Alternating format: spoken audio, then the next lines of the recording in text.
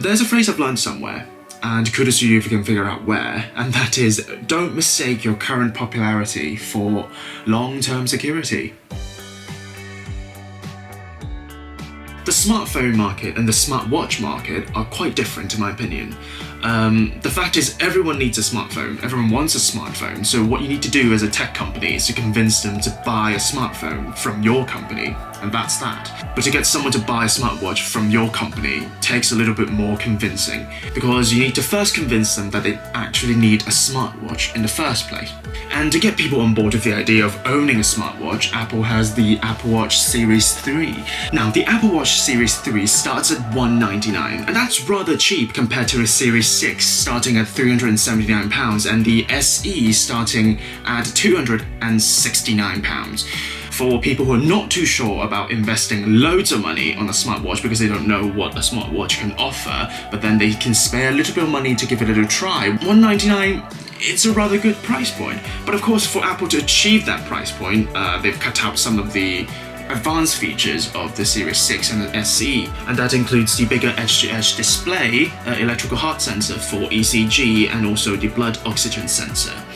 And on paper, that's not too big of a compromise. I'm not making a fuss about those features. Those features are more advanced for the more advanced of Apple Watch users. I think the average Apple Watch users will still appreciate the ability to access their notifications with the lift of their wrist, or using some of the lightweight apps that are made for the Apple Watch. But of course, the goal here is not to just convince them to buy this one watch. The long-term goal here, of course, is to convince them that the Apple Watch is indispensable in their lives, so that these Apple Watch customers will come back and buy future generations of the Apple Watch as well. You want some loyal customers in the future.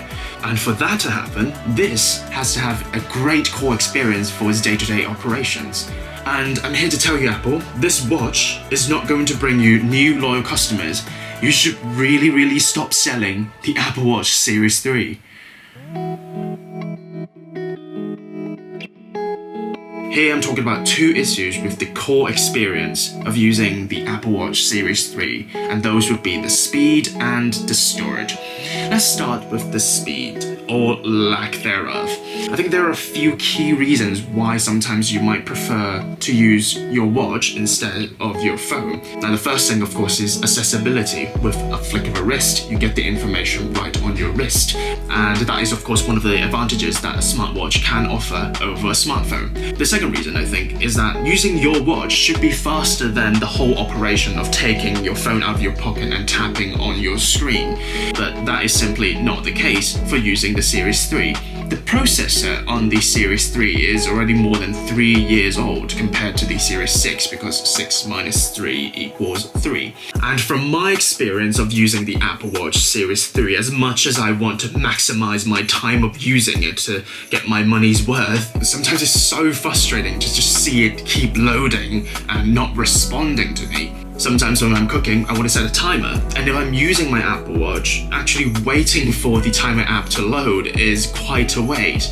In fact, if I set a timer using my phone in the control center, that will be way faster than waiting on my watch. And the same goes with the weather, especially given that I've got the weather widget on my home screen. I can easily see the weather forecast and temperature for the next few hours. In fact, the Apple Watch Series 3 causes such a delay, even if I need to pull my phone out of my pocket and I need to tap in my passcode because I'm wearing a mask, it would still be faster than waiting on my watch. And let's be real, every time I need to wait for my Apple Watch to load things, I need to hold up my wrist like this, and that's just not a very natural position to be in. I would rather hold up my phone like this, like a normal human being. And what's even worse is that third-party apps are even slower than the apps built into the Apple Watch. One great example is Shazam. Over the years, there were quite a few times when I listened to a song and I was like, oh, I want to identify this song. So I tried to open the Shazam app on my Apple Watch, and by the time Shazam is actually loaded on my Apple Watch, the song was gone. It's just gone. And later on, my friends who also use an Apple Watch told me that you can do the same thing on Siri, but then Siri on the Apple Watch is just as unresponsive. So I guess afterwards, every time I need to identify a song, I just resort to using my phone. And over time, these little happenings really add up to how customers evaluate their experience of using the Apple Watch. And here I'm making a really strong case for Apple to stop selling the Apple Watch Series 3. I think it's just detrimental to the whole Apple Watch ecosystem. If a customer is not happy with their experience with the Apple Watch Series 3, there are really two possibilities where things can go. The first possibility, of course, is that this particular customer will not buy an Apple Watch in the future. Once customers have an impression that a particular product is disappointing, it's just really hard to change their opinion in the future. Now, the second possibility is a less extreme scenario. There are some customers, even if they're disappointed with the Apple Watch Series 3, they would keep buying new Apple Watches for other reasons. Maybe they really love the activity tracking on the Apple Watch, or like they really like the notifications, how they're integrated with iOS, and so on. But don't get me wrong, having slow apps on the Apple Watch can still be quite detrimental to the Apple Watch ecosystem. Think about it, even if there are loads of Apple Watch users in the world, if loading third-party apps are so slow, what would happen? People would stop using third-party apps on the watch, and app developers know that from the statistics. Twitter is a good example. Twitter used to have an app for the Apple Watch. They were even one of the launch partners for Apple Watch apps on the App Store. But at some point, they pulled the Apple Watch app because no one was using it, and they saw no point of maintaining an app that no one is using. And that doesn't seem like a very big thing, but this can be a start of a vicious cycle. The apps are slow, so no one's using them. No one's using them, app developers stop developing them. And then current Apple Watch users found out, oh, my Apple Watch can't even use that many apps, I'll stop buying them. And then because no one's buying Apple Watches, people will not develop new Apple Watch apps. And the same kind of happened with Windows Phone 7 and later on Windows Phone. No one's using the platform, so app developers don't develop apps for Windows Phone. And because there are no Windows Phone apps, no one's using Windows Phone. And that's the one thing Apple, you don't want that to happen. The Apple Watch Series 3 started in $199, so it's understandable it doesn't have the quickest processor, it's not the top tier device, it doesn't have all the fancy features, but the least you can do is to make using the Apple Watch a smooth and enjoyable experience. Browsing notifications, replying to a quick message, activity tracking, using third-party apps to convince customers to get on board with the idea of owning a smartwatch, the core experience is where it counts. Now, the second point I'm going to talk about is the storage capacity of the Apple Watch Series 3. The Apple Watch Series 3 only has 8GB of storage on it. Now, it doesn't seem like a big problem, right? Especially if you don't really store any music or podcasts or photos on your watch.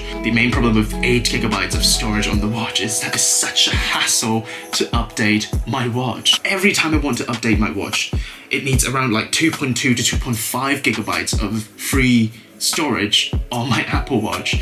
And even if I clear all my content, I can't make it to that threshold. Literally every time I want to update my watch, I need to do a complete reset. I need to erase all the content on my watch. And the storage problem is arguably worse than the speed problem. This watch can be super quick, but it doesn't make sense to the customer if you tell them every time you need to update your watch, you need to reset the whole thing and do it all over again. And that is just unacceptable in 2021. The bottom line is that this watch has been around for 3 years and is not going to work as greatly as the recent generations of the Apple Watch. Now, I bought this Apple Watch Series 3 years ago, and there are compromises I can accept as part of holding on to this watch as long as possible. But if you're in the market for a basic Apple Watch, I would sincerely recommend you not to go with the Series 3. Pay a little extra and go with the Apple Watch SE. Now, it will be £279 instead of $199, but you get an edge-to-edge display, and running Apple Watch apps on it will be way quicker than running them on the Apple Watch Series 3. The Apple Watch SE also has 32GB of storage instead of 8GB of storage. That means you can utilize all the functionalities on the watch, like saving your music or podcasts or photos onto the watch, and not having to worry about that at some point you wouldn't be able to update your watch without resetting the whole thing. And to Apple, this watch should be done.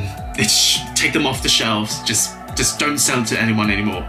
This watch has done it rather well for the last 3 years, and it was a top tier watch. It's just not top tier anymore. It was being sold, and it shouldn't be sold anymore.